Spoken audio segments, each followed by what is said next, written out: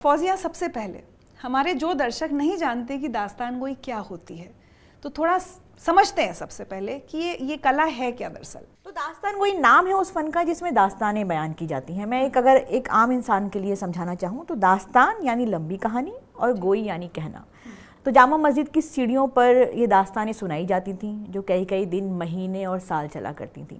दास्तान गोई की मिसाल अगर मैं समझाने के लिए कहूँ एक आम इंसान के लिए, तो तिलिस्म होशरुबा की हम बात कर सकते हैं, अलिफ लैला की हम बात कर सकते हैं, हातिम ताई की हम बात कर सकते हैं।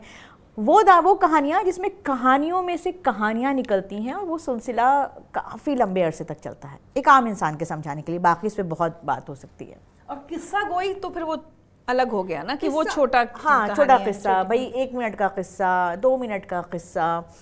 लेकिन मैं अब इसमें भी हिमांशु इस पे और ज़्यादा बात करेंगे मेरे ख्याल से, क्योंकि मुझे लगता है कि ये भी आजकल बहुत बहस चल रही है कि किस्सा गोई क्या है और दास्तान गोई क्या है ना।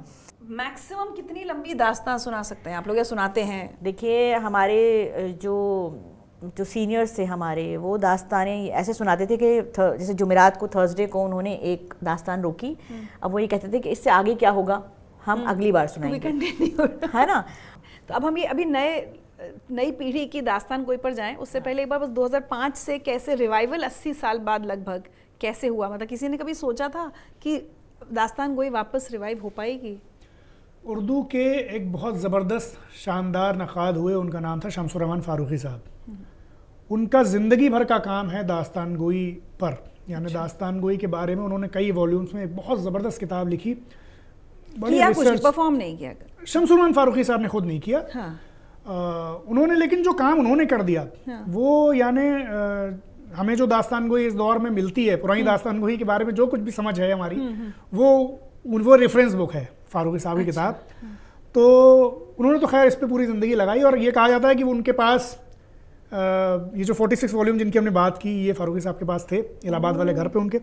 तो ये तो रहा, जब उन्होंने रिसर्च कर ली तब यहाँ पर एक दूसरे किरदार आते हैं, महमूद फारूकी साहब जो उनके भतीजे हैं। फारूकी साहब ने, शमसुर रहमान फारूकी साहब ने उनसे कहा कि भाई ये तुम दास्तानें सुनाओ। तो उन्होंने खैर दास्तान सुनाना शुरू की। 2005 में पहला शो हुआ दिल्ली में, और वो शो अच्छा रहा। उसके बाद फिर और शोज़ हुए, फिर उसके बाद एक कारवां शुरू हुआ, तो उसमें कई लोग जुड़े। फौजिया आई उसमें 2006 से तो आप ही जुड़ी हुई हैं, और भारत की पहली महिला दास्तान गोई हैं। और दानिश हुसैन उसमें जुड़े। दानिश हुसैन का बहुत बड़ा अहम उन्होंने किरदार अदा किया दास्तान गोई को रिवाइव करने में, और दानिश हुसैन जुड़े। दानिश हुसैन मेरे उस्ताद रहे, दानिश हुसैन। फिर दानिश हुसैन के साथ मेरा पहला शो दानिश हुसैन के साथ मैंने परफॉर्म किया। मैं बैठी हूँ 2005 में, इतनी छोटी फ़ोटो भी है मेरा उनके साथ। तो वहाँ से वो सफ़र शुरू हुआ। अगर आप ये वीडियो YouTube पर देख रहे हैं तो हमारे चैनल को सब्सक्राइब कर बेल आइकन दबाएं, और Facebook पर देख रहे हैं तो हमारे पेज को लाइक करें।